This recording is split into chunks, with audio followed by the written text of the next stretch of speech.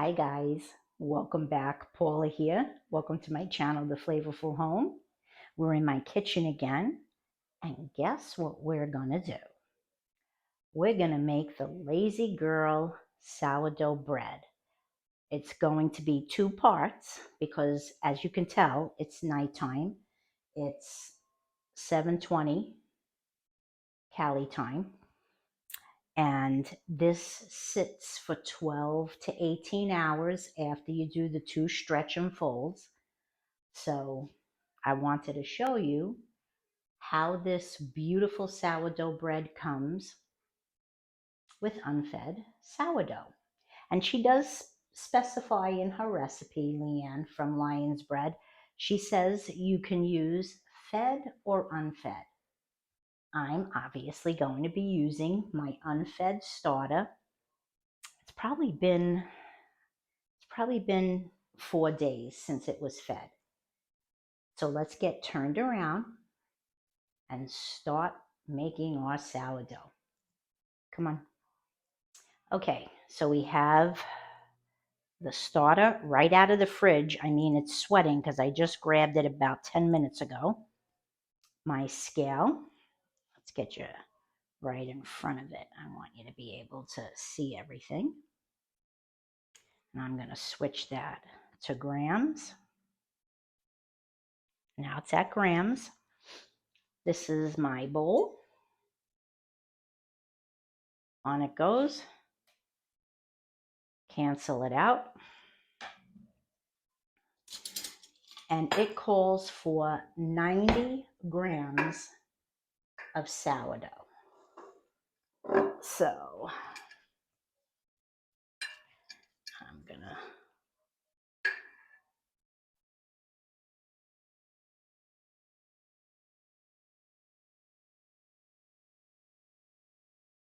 it's probably because it's cold.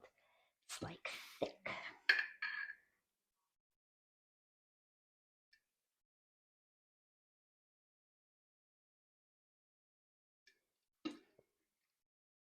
All right.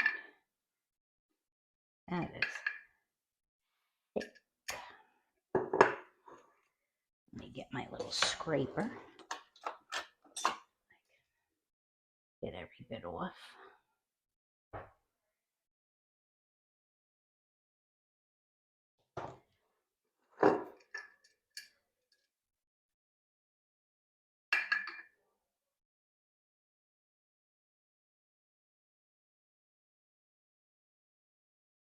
Almost. Almost. Let's see. We'll just do this. Just scrape this little bit off. And that should be 90. It's 91. That's fine. I'm not going to quibble. Okay. Next up, this is going to go right back in the fridge. Next up is my 375 grams of filtered water, room temperature. So I just have my Brita here.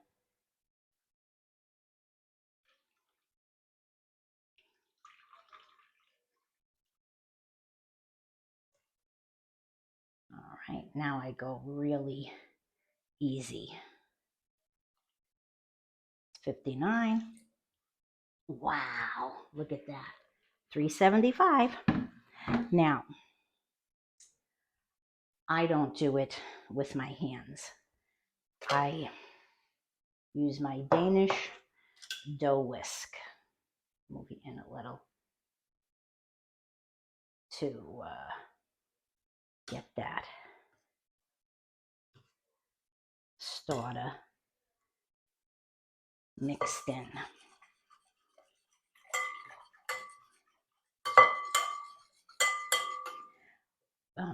I don't know why, but certain things I just don't like putting my hands in. I tolerate dough. I don't particularly like having dough all over my hands. Meatballs don't bother me. I don't know why dough does.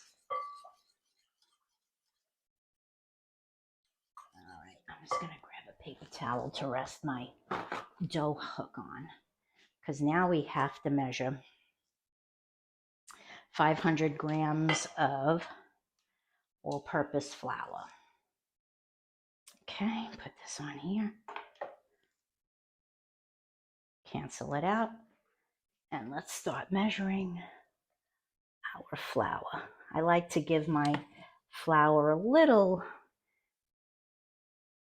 mixing up so that it kind of is not packed down. I give it a little toss with the scoop.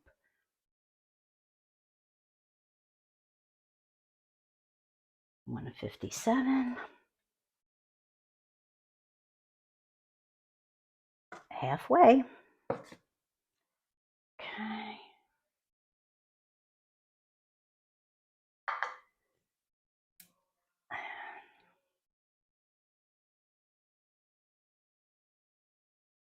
$4.05, $4.28. All right.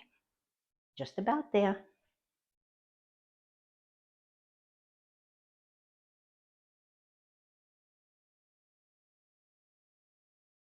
Yeah, 502. I'm not worried about it. And my kosher salt. Now she says if you use Morton's, 12 grams. If you use Diamond Crystal, 2.5 teaspoons. So I happen to have Diamond Crystal. So I'm going to go a little bit. I'll do 14 grams, I think.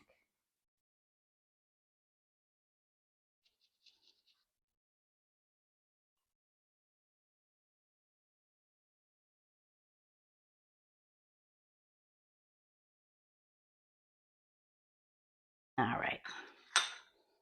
And now you use your Danish whisk and get this all mixed. Once it's somewhat mixed, I might pinch it a little with my hands. I will see. It is a very shaggy dough right now. It's not a smooth, cohesive dough. And I like to get all that flour in there.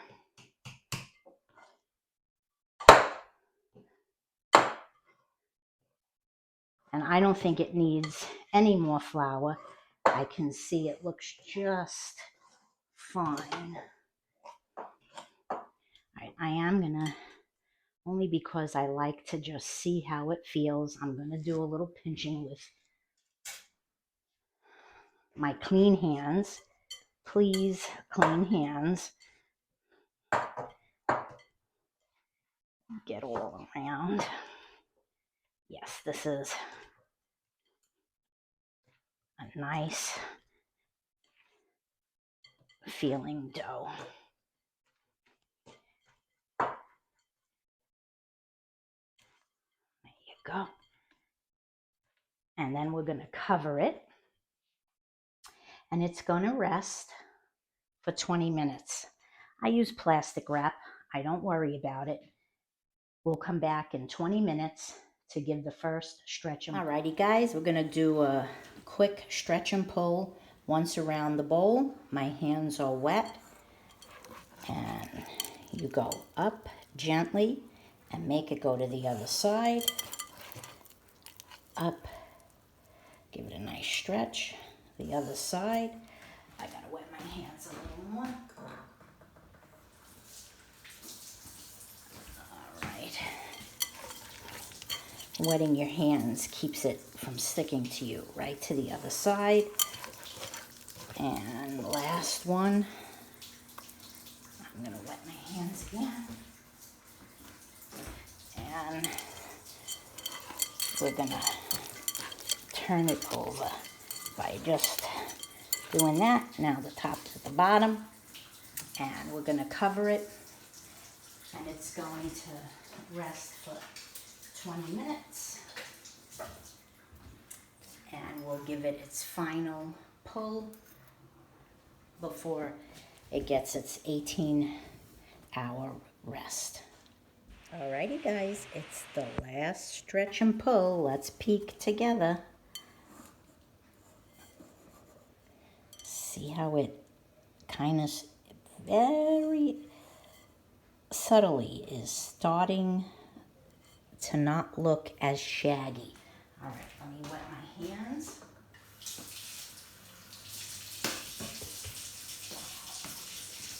I'm keeping my water to run in case I gotta wet them again.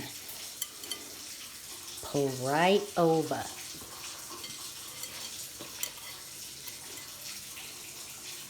Right to the other end. Yep, gotta wet my hands again.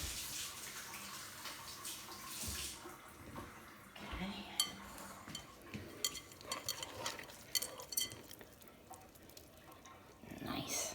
And it's not tearing either as you lift it. Last one. And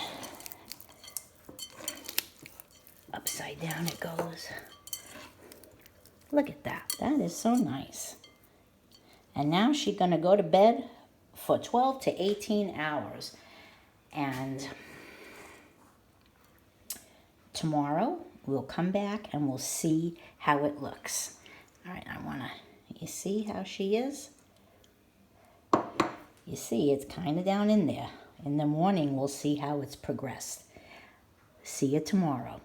Well, it's the next morning, guys. And as you can see, this sourdough has risen more than doubled. And this was an unfed starter. I'm going to carefully get this top off. It's going to get dumped onto my counter anyway, because now we're going to start the final shaping and rising. I'm not going to worry about it too much.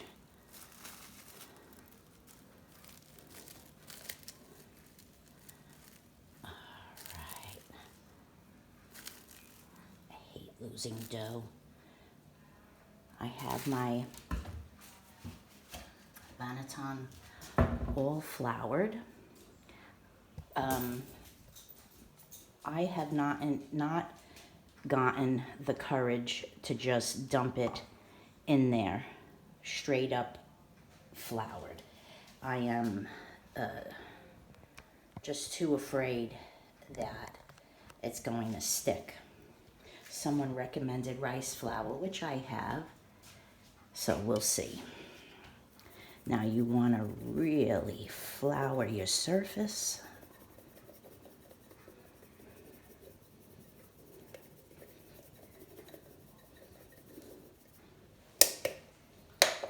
Let me get out my... And this is going to go on here. Trying to make sure you're going to see everything well. Okay.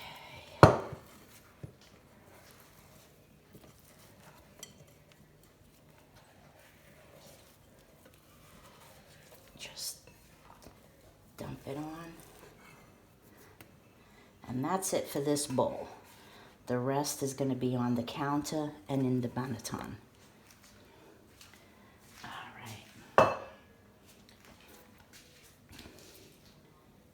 Look at that.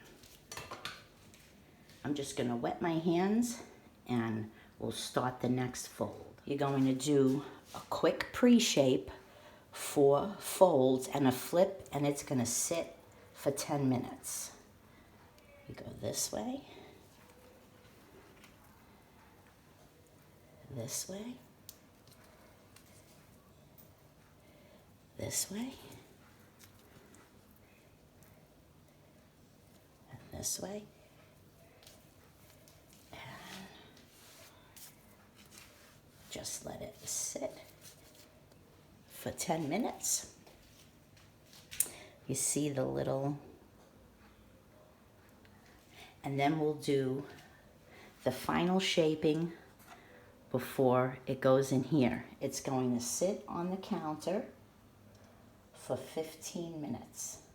And we'll be back. Okay, we're ready for the final shaping. And I mistakenly said 15 minutes. It's a 10-minute rest. You're going to give a flip. I'm just gonna add a little more flour. You're gonna flip it over. And you're going to fold again. In this way.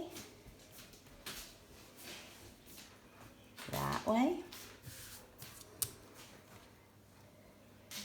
This way.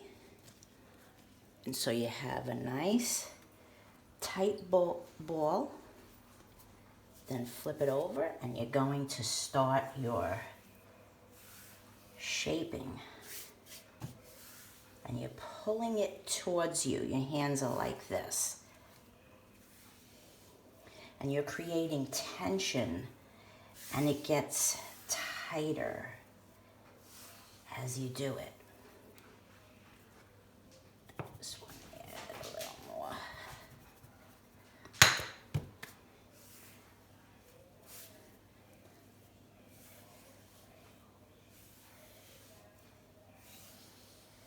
And it's going to go seam side up into the banneton.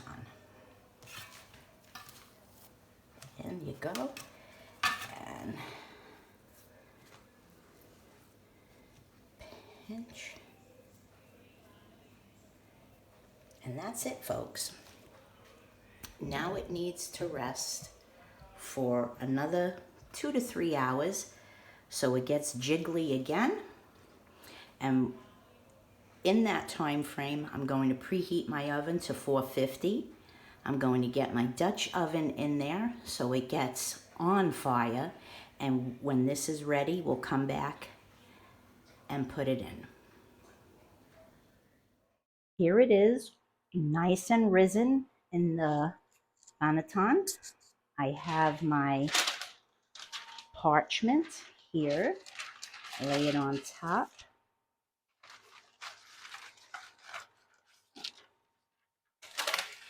Flip it over and slowly get that off. This is why I'm so hesitant to not use the little cloth cover. It frightens me that it won't release. Let me move you out a little. There's my, I don't do anything fancy. You just want a quick pull.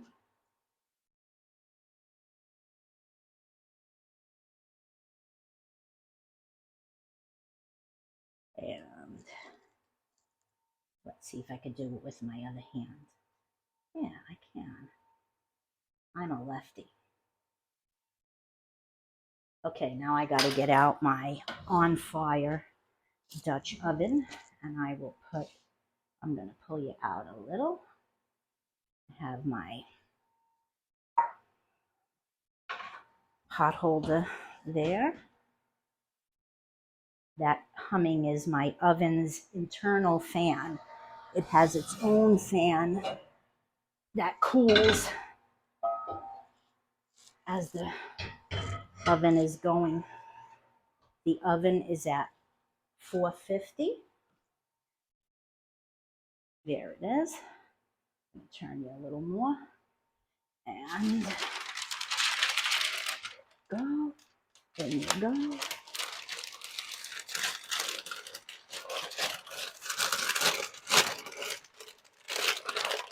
Oh, it's hot, hot, hot. Okay.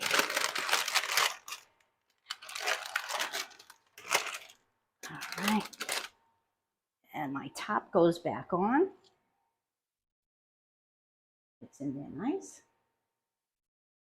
I cover it. It goes back in the oven for 25 minutes. And then you take the cover off. So let's get her in the oven.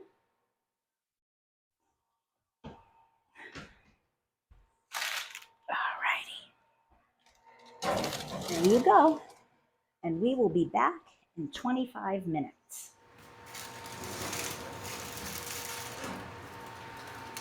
Oh, it's heavy.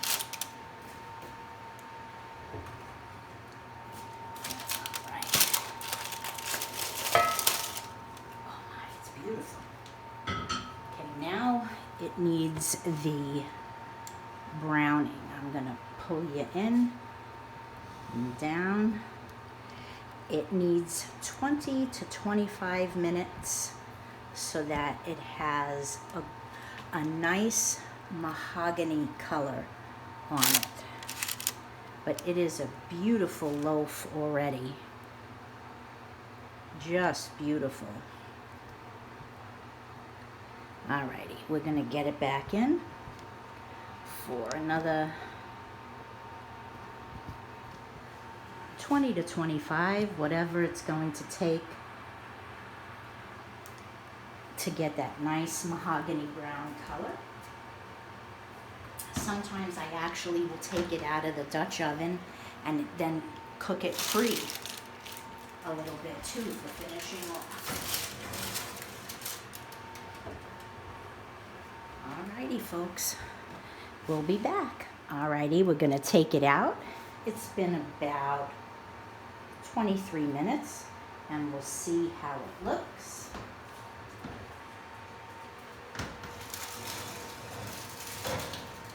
Oh, that's beautiful. There we go.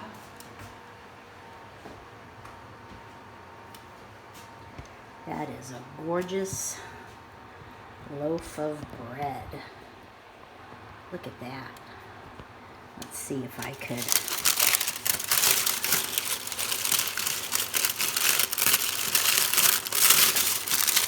It's never easy to get it out because the parchment kind of deteriorates. So let's see if I can pull this out and see what we look like on the bottom. Alrighty. Oh, that is nice. I'm happy with the color. It's good the way it is. I'm going to put these on and I'll lift it up.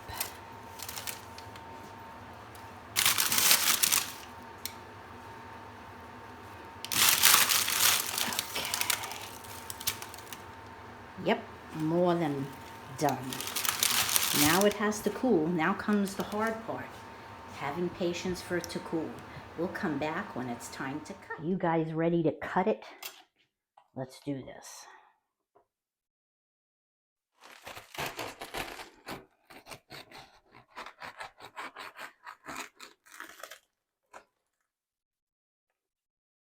Nice and crispy on the outside.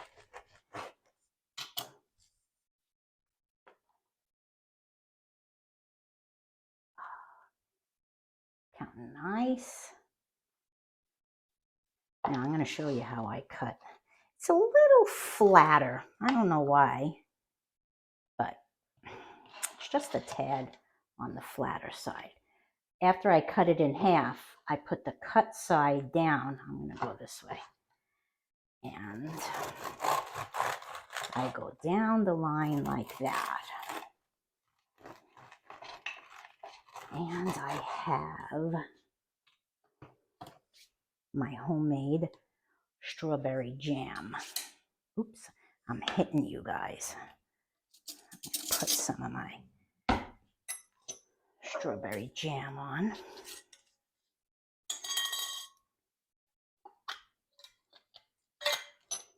Oh, this is so good. There's nothing like homemade jam. And you don't have to can to do that. you can make refrigerator or freezer jam.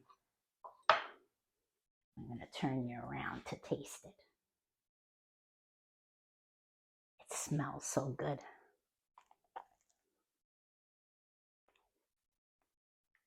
Oh my gosh. Oh, look at that. Mm. Oh boy.